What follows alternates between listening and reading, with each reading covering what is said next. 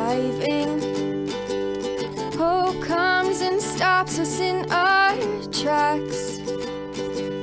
Bravely we prove in our striving, trudging together each day.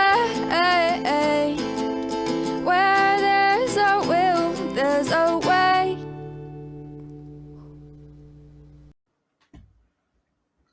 Good morning, everybody. I know it's early, huh? I have a dentist appointment.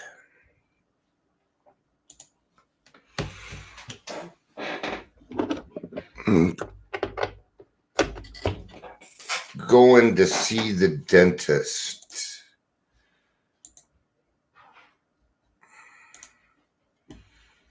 Not for a regular checkup.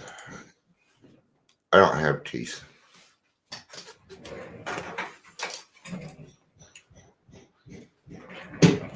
I'm missing several teeth up front.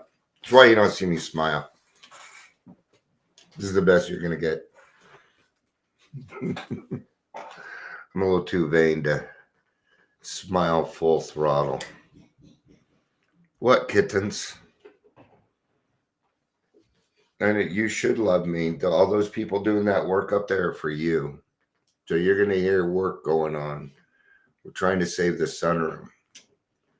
It's falling away from the house. We like the sunroom. It helps us out a lot. And we have a lot of cats, and it's the only way they really get outside, huh? You're just Mr. Lovey Zoomy today, aren't you? Yes. Are you grateful because Dad protects you from bad stuff? You don't know what to do with yourself, do you? So we are going to do some readings.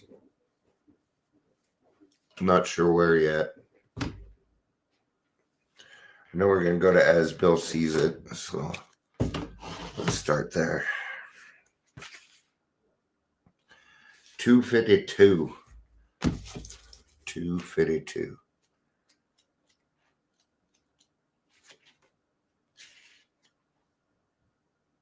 There it is. Big Book, page 116.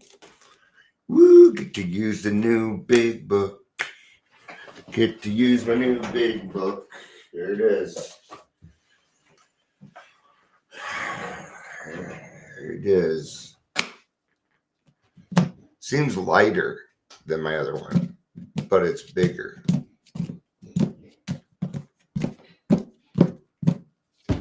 All right, but it's bigger. Do I have anybody on here? It's still, okay, it caught up. Finally, okay. I don't know, though.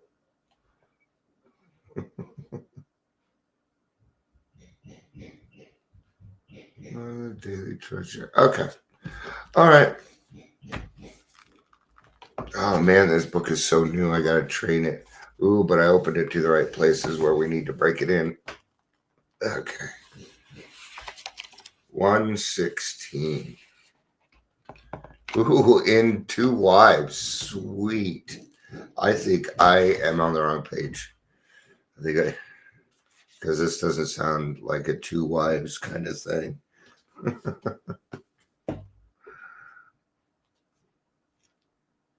116 and 117. All right, good.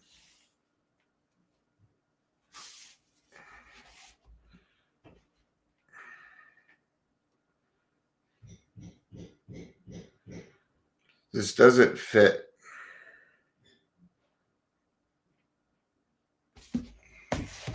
This doesn't fit. It's weird. It's probably just me.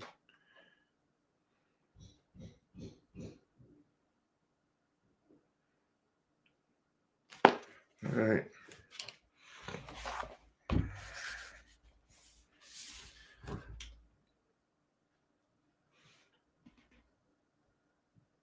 None of this is in here.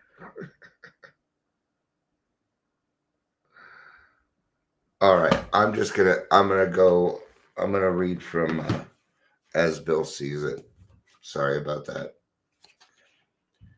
Did I even do introductions? I don't think I did. Oh, 12 by 12. Hold on, kitty. We're going for a ride. Okay, now that we got the right book.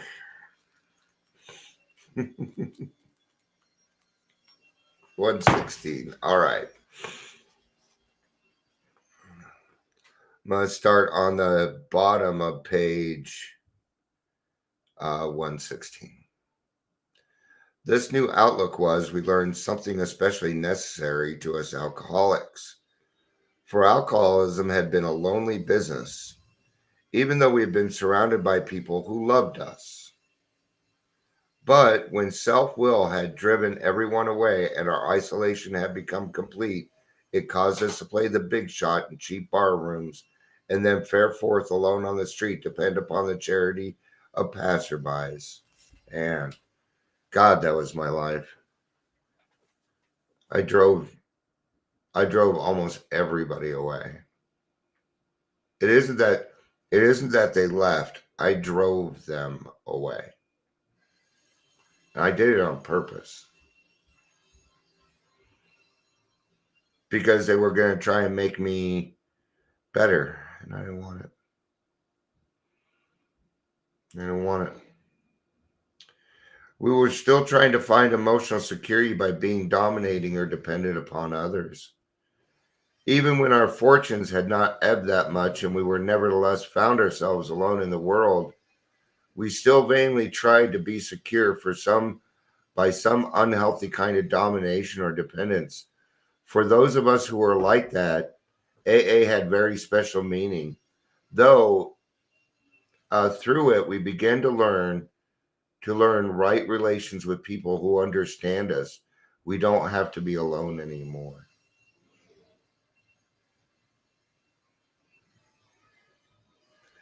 So at this point, aloneness can become a decision.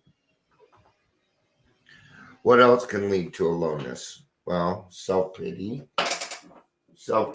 resentment, drinking, all right, lots of stuff can make us isolate. But really, it's the alcohol that wants to isolate us. The alcohol wants to isolate us. Does it not? Yes. Why? Because it is an evil, corroding thread that is eating your soul. Yeah.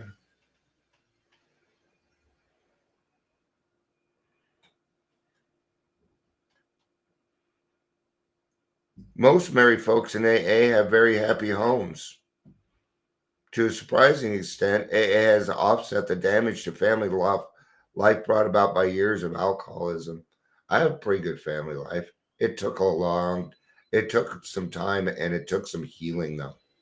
A lot of healing, right? But just like all other societies, we do have sex and marital problems, and sometimes they are distressingly acute.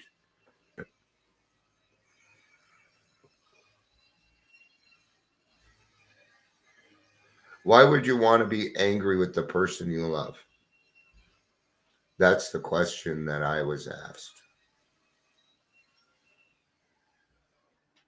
And it makes perfect sense to me. Why would you want to be angry with the person that you love? Okay. My wife and I might get irritated and stuff with my wife, but I'm never mad at her. I'm never disappointed in her. I'm never upset with her. We don't fight. We don't fight. We see no reason. If we're either one of us are upset, one of us can walk away and tell. But the kitten, I've had enough.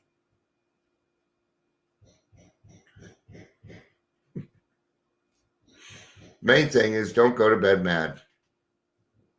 Don't go to bed mad. That's the key to that. read this. I'm sure I'll be back later. I just wanted to do this before I went to the dentist. I'm going to read this and then we'll wrap up. When I did my personal inventory of learning to love ourselves, right? So, how do we become unalone? Well, go to meetings and put yourself in the middle of the herd. That's the quickest way I know how to do it. I found that I had unhealthy relationships with most people in my life. My friends and family, for example. I always felt isolated and lonely. I drank to dull emotional pain. It was through staying sober, having a good sponsor, and working the 12 steps that I was able to build up my low self esteem. Hey, low self esteem. We'll talk about that before I wrap up.